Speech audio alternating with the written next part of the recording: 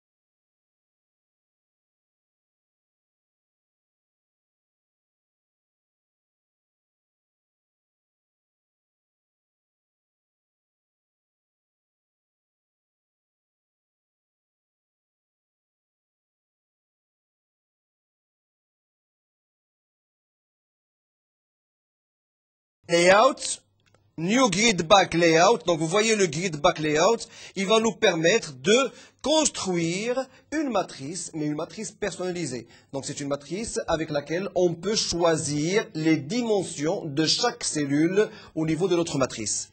Alors, grid back constraint, donc ici, nous faisons appel à la méthode qui va nous permettre de créer des cellules avec des dimensions personnalisées. Et ici, vous avez une méthode qui va vous permettre d'affecter des contraintes à votre objet. Alors, JBC est égal new grid back constraint, c'est-à-dire que vous allez construire une nouvelle instance de la classe grid back constraint. Alors, vous avez le JBC. Le weight TX est égal à 100. Le JBC.leWeight TY est égal à 100. Le JBC.gridX est égal à 0 pour pouvoir les positionner tout à fait au haut de l'écran.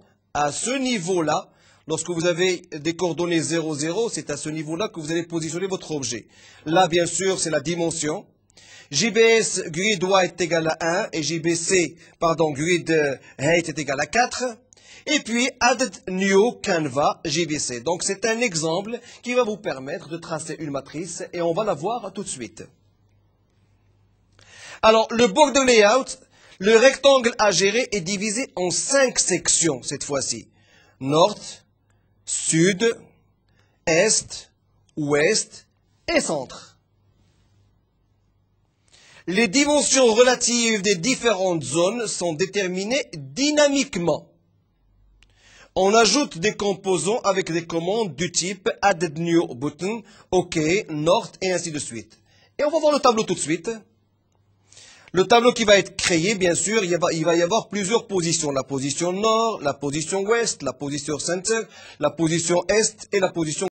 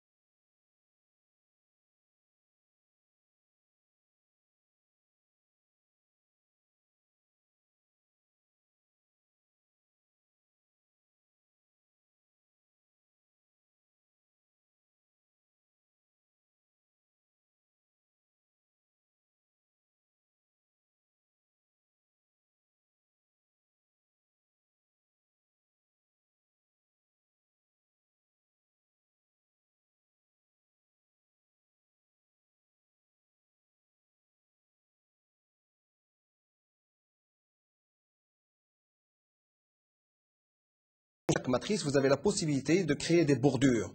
Alors, Java vous donne la possibilité de créer des bordures, comme il vous donne la possibilité de créer des bordures avec un chiffre qui est égal à 0, ça veut dire qu'il n'y a pas de bordure, mais toujours est-il, il vous garde quand même l'espacement conçu pour cette bordure-là, et qui ne sera pas visible.